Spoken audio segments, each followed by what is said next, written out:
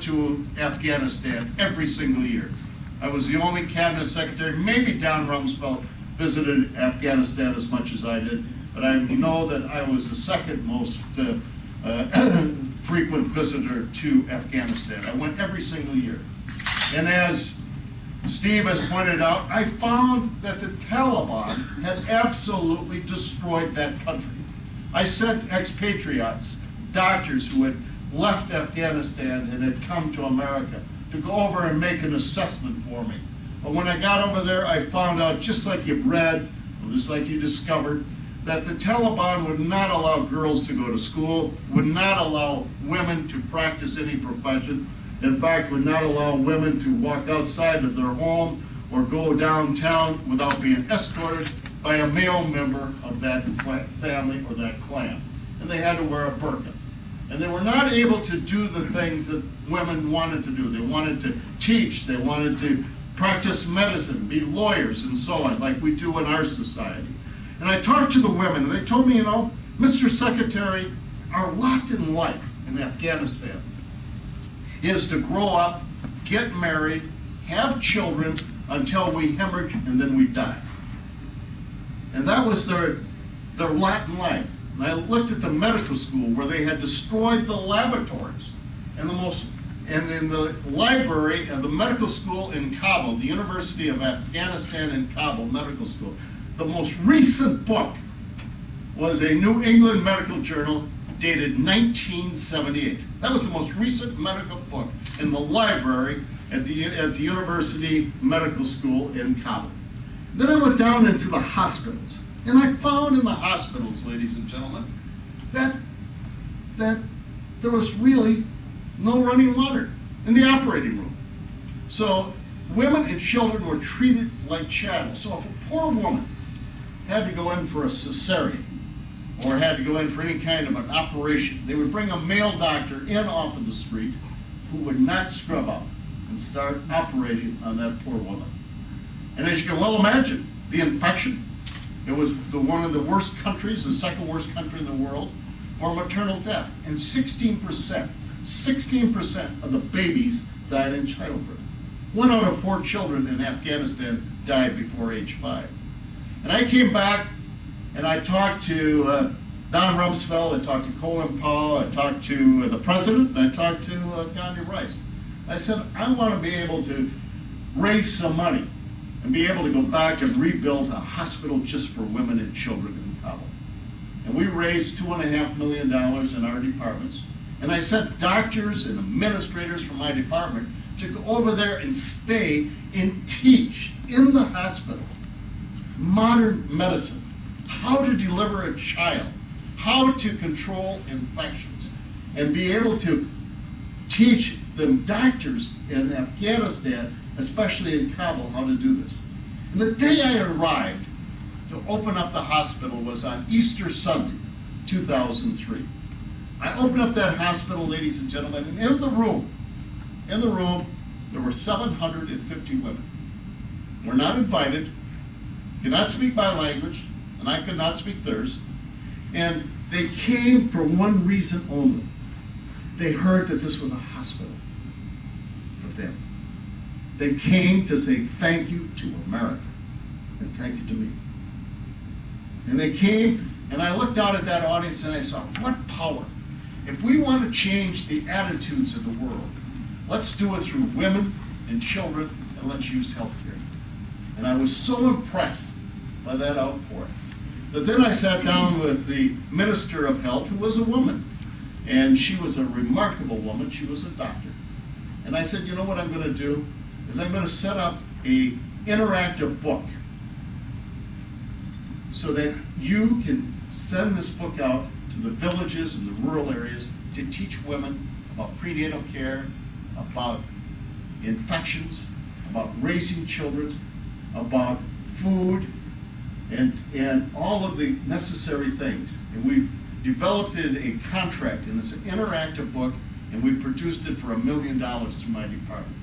And it is a wonderful book, and I wish I had a copy of it here because it really is a tremendous document. It's in Farsi and in Dashtu. And it really allows individuals in that country to learn about how to take care of themselves and their family. And then I looked over and I saw what was taking place in Indonesia. I saw in Indonesia a situation where Reuters had done a poll before the tsunami. They'd done a poll and they found out that 75% of the people in Indonesia didn't like America, didn't trust Americans, and only 25% did. And then the tsunami hit. The tsunami hit, and America's generosity came pouring through. We sent money to Indonesia, we sent money to India, which didn't really want to take much of our money, but the islands did. And then we sent one of our medical ships over there, the Comfort. And we sent the Mercy over there with volunteer help. Spent 6 weeks and went all over the Indonesian islands, taking care of the individuals and being able to treat people that are afflicted with volunteer help. A lot of those doctors came from my department. And the day that that ship, 6 weeks after it was there, left the port of Jakarta, there were thousands of people from Indonesia down on the port waving American flags and saying thank you. And Reuters did a poll shortly thereafter, and they found out that it had changed dramatically the other way. 75% were supportive of America, and 25% were still opposed. And it taught me that this is the way that we can start changing the attitudes in the world towards America.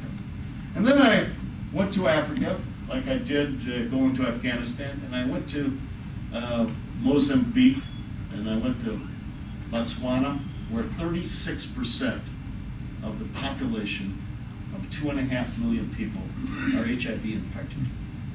And then I went into several orphanages in South Africa. And I still remember that day. I had a group of individuals with me, went into this orphanage, and it was run by the Jesuits, and they had just started opening it up. And I held this little baby girl who was no more than 2 years of age. And I held that baby, and I looked at that baby, and all she wanted, she was HIV positive, her mother had just died, and she was in the orphanage. And all she wanted was to be held and have somebody say, I love you. And I came back and I talked to my people in the department, and we started a program called the President's PEPFAR program for AIDS. And we put it into, we started with 15 countries, most of them in sub-Saharan Africa, as well as Guyana and Central America, and also Vietnam. And now it's in 16 countries. And the people responded. And then Kofi Annan contacted me, and we discussed setting up a global fund for AIDS, tuberculosis, and malaria. You know, to get countries and people to contribute to fight these insidious diseases. And I got involved with the Global Fund and became the chairman of it for 3 years. And we went from an idea, ladies and gentlemen, to $5.8 billion. We are now in 135 countries. And we got 300 programs going in less than 5 years. It's probably the most dramatic startup of any company anywhere with that kind of successes. And it continues to this day. And I took a group of individuals in November of 2004, and people that were from all over the world, government leaders, religious leaders, you know, politicians, elected officials, 104. And they were all, you know, high-ranking individuals, and the individuals with really high opinions of themselves. The head of the United Nations, the head of the World Health Organization, the head of the Global Fund, just to name a few, several ambassadors. There was so much hot air in that plane that when we took off from Germany, we didn't need any fuel. It just levitated all the way to Wisconsin. And when I got there on the way, I was leading this delegation. And I required every person on that delegation to spend a day with a family with AIDS.